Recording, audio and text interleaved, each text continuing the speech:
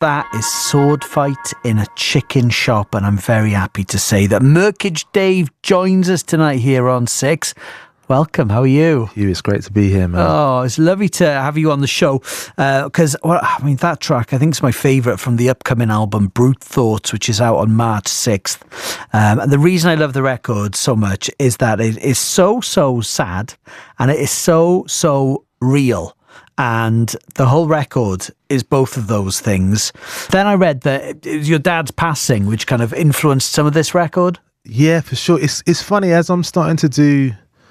I mean, obviously, like there's like one song where I touch on it specifically, but I think as I'm beginning to talk about it more, I'm just realizing, I mean, there's no getting away from the entire album is just kind of heavily influenced by my dad's part. You know, like I'm even like dressing... You're walking around smart. like dressing like him. Murkage Dave is very smart tonight. He's in a suit. Thank you, man. That's a lovely tie. Would that be your dad's tie? Yeah, this was my dad's tie. I could tell. Yeah. No, yeah. You know, it looks like from that era. Yeah. It's beautiful. It's beautiful. And that track we just heard, where does that song, Sword Fight in a Chicken Shop, come from? I wanted to kind of paint a picture, like just to give like a snapshot. I think every record that I do, like every album, I do one of these records that kind of gives you like a snapshot of London living. Like, so on my last album, I had a song called Please Don't Move to London, It's a Trap.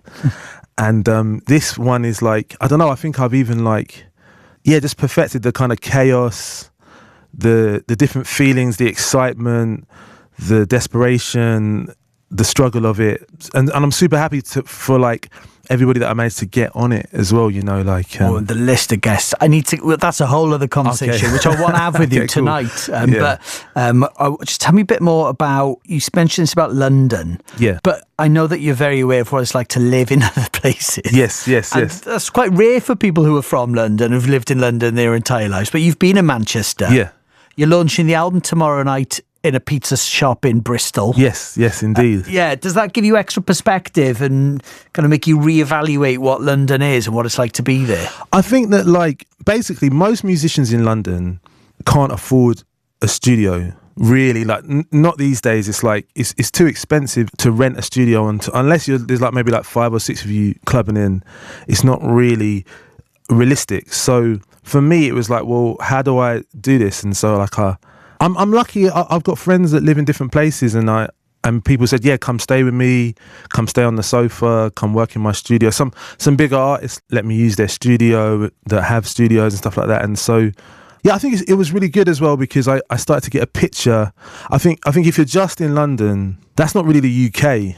When you start like moving in some of these areas where like politically it's different, areas that you might, for someone like me who like, you know, I'm a second generation immigrant, I might be scared of, but actually when you go there, the people are cool. They might be voting a different way or into a different vibe, but they're cool. So it's like, it's interesting to go there to these places, and then I'll go to places that are then like super left wing or whatever, and just kind of hit all of these different spots and meet people. And I think you kind of hear that coming across in the album. Yeah, certainly. We're going to play R&A next.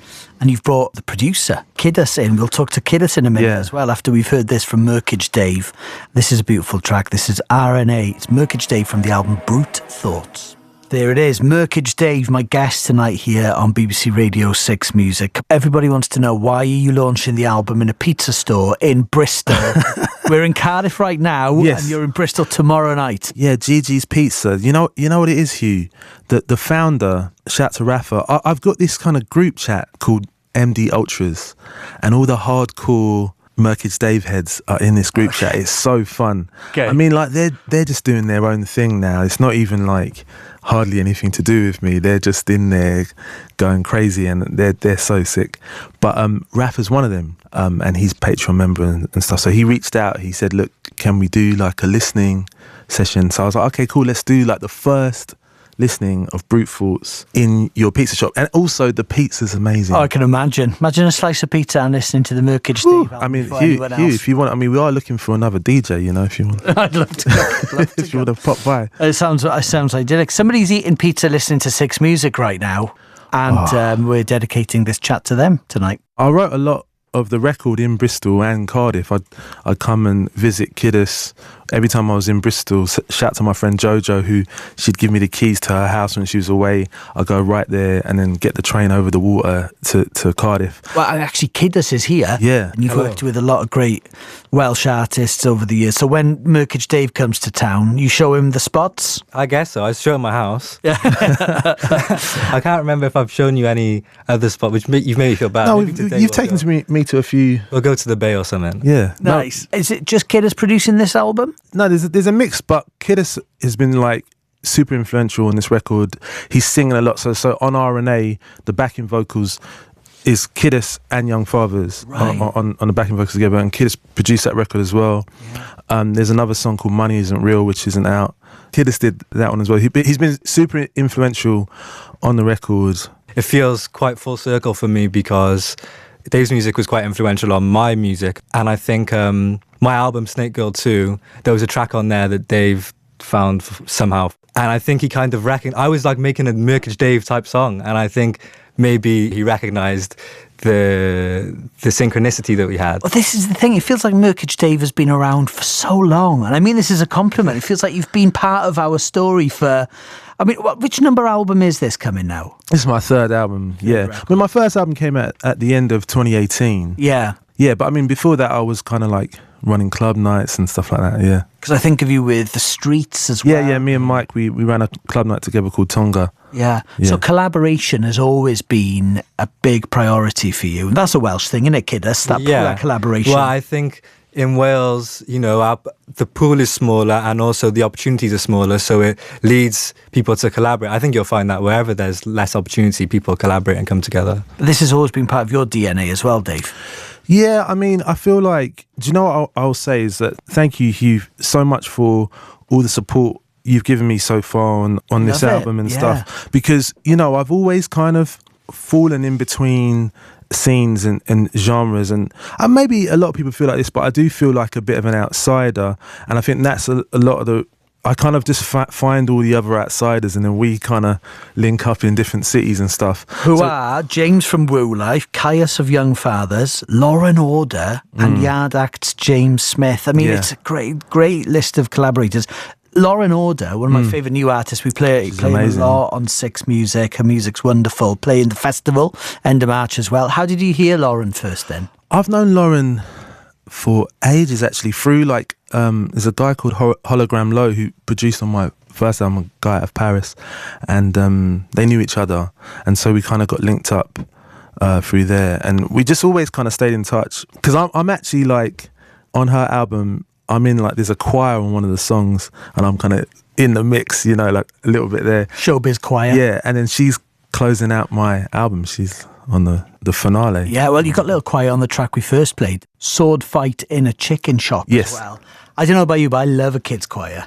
Yeah, I always had it in my head to take it into that kind of Pink Floyd space, and yeah, shout out to the kids in Bournemouth that kind of blessed us. Yeah, I was so happy with how it came out. What you're saying about being an outsider and the music doesn't really fit in, it sounds of its own space, of it's only you could have made this album. Yeah. Does that make sense? I mean, for me, that makes it a much more interesting proposition. Yeah, I'm super proud of the record. Yeah, it definitely is its own thing. Yeah, I don't know really what to say, man. I'm just happy that it's coming out and that it's being embraced. It's a good feeling. And by finding all these other outsiders to come on the record, does that make it easier for you and a bit less lonely? I think you're breaking me down here, man. I'm feeling a bit sensitive right now, Huw. Oh, well, James from Yard Act, for example. Yeah. How did you ask James to be your friend? How did you ask anyone to be your friend? I actually that was Instagram. The Yard Act account just started following me one day. And I was like, okay. So I just DM'd to say, how do you know me? And we started chatting. And then I was just like, I want to come on tour with you, man. And I just kind of asked. Did you go on tour with the Yard Act? Yeah, I did the EU tour with them in 2024. And I did a few, like I popped out at like Hammersmith Apollo and kind of sang over on their encore, like because Trenchcoat was kind of like, I just love Trenchcoat, man. And so I was singing over Trenchcoat on their encore at a few shows. But that tour, that Yard Act tour, was so influential on me, because It was the shows, but I think a lot of it was actually getting on the tour bus. We'd get on the tour bus, just everybody in that band and the crew, great people, but also so passionate about music, and everybody was just dying to show each other music. Oh, have you heard of this? Or this is out on this label, or this person worked with that person. Da, da, da, da. And it just like, I can't explain how much of an impact that had on me. It kind of really broadened out my taste, and I was like, oh, like this is kind of like almost like what I was always hoping for, just to kind of be around. It was great, just like a month on tour with these people that just love music. Just you play a show, you get on the bus, and then you're just playing each other, whatever you can. It was just such a vibe. So it was reinvigorating. Do you think you'd fallen out of love with music a little bit up to that point, or the whole process of it? Because, you know, you've seen too much, Murkage Dave. You've seen too much, everybody. I mean, there is always an element of that, I think, with music, but I'll never fall out of love with it, man. It's like, you know, I was writing songs in my head when I was 5 years old, man. It's kind of like, gee, you're getting me emotional again, man. You're pushing me on the line, man. Get Murkage Dave some tissues. And, hey, you've got live dates happening. 19th of March, you're at Village Underground in London. Yes, the indeed. Yes Pink Room in Manchester on the 20th. And you're doing the Dot to Dot festivals in Bristol and Nottingham. The album is Brute Thoughts. Best of luck with it. It's Thank you so much. out on March 6th. And we're going to hear the track that features James from Yard Act. What's his stage name? Connor Pinsky. Connor Pinsky. Yeah. Why Connor Pinsky? Do we know? It's a reference to his song Fixer Upper. So he's like, you know, he's always doing some meta stuff. Okay, well, let's hear this. This is Murkage Dave, and this is Generation Left on Red. Thank you for coming to see us in Cardiff. Thank you.